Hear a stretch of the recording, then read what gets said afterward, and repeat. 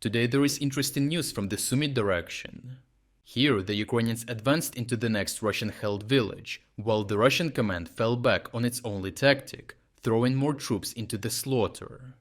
The carnage was so severe it shook the Kremlin itself, forcing Vladimir Putin to react by sacking one of his top generals.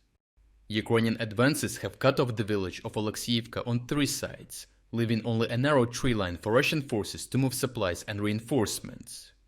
Even that passage is under constant Ukrainian fire control as drones saturate the skies, preventing movement during the day, while artillery and precision strikes cover the night.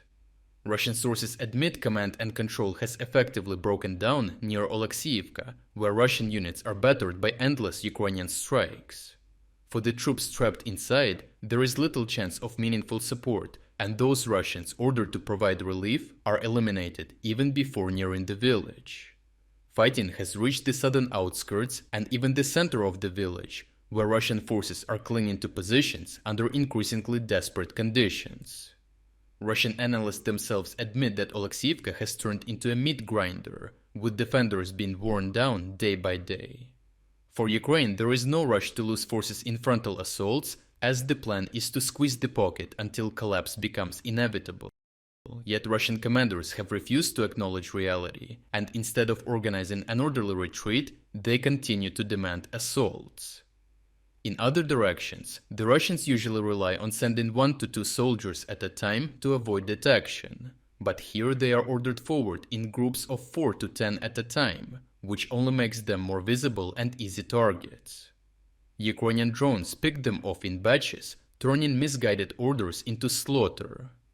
Anger has boiled over even among Russian military analysts, who accuse commanders of sacrificing troops to preserve their own reputations. Efforts to relieve Oleksiivka from nearby sectors have fared no better. As previously reported, at Kindrativka, Russia redeployed an already understrength battalion to counterattack the Ukrainian flank and relieve pressure of the besieged Oleksiivka. Unfortunately for the Russian battalion, tactical cohesion and command had completely broken down, as their attacks devolved into successive waves of Russian troops trying to cross a reservoir under heavy Ukrainian fire. Russian soldiers were tracked already on the approaches and engaged with FPV kamikaze drones. Several Russian soldiers were even hunted as they leapt into the water itself and were finished off nonetheless. Survivors were left stranded or cut down on the opposite bank, with the repeated failures highlighting Russia's lack of reconnaissance and inability to adapt. The crisis has now caused a major military casualty, as Colonel General Alexander Lapin, Supreme Commander of the Leningrad Military District, has finally been fired and dismissed from active service. Lapin was already infamous for losing Lyman in 2022 during Ukraine's Kharkiv counteroffensive and for presiding over the Ukrainian Kursk incursion in 2024, where he was not able to repel the Ukrainians as quickly as Russian political leadership desired, and with much too high casualties. Most recently, he commanded the northern grouping of forces responsible for offensives in Kharkiv and Sumy, and under his leadership, Russia failed to secure any lasting buffer zone, despite months of grinding attacks.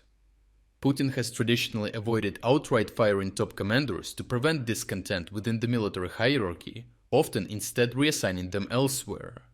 However, Lapin's dismissal marks a rare break from this pattern, reflecting just how catastrophic the Sumy operation has been for the Russians.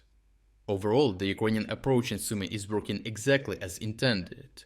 Instead of rushing forward, commanders are methodically isolating villages, cutting Russian supply routes, and then bleeding the trapped defenders dry until the settlement collapses.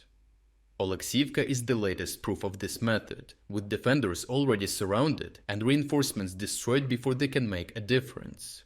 Russia's refusal to adapt has cost them thousands of troops and now even a general. With General Lapin gone, Russia will shuffle the chain of command, but this cosmetic change will not reverse the structural problems within the Russian army, disrupting their logistics, planning and morale. To watch uncensored combat footage that we used in this report, check out our interactive news map.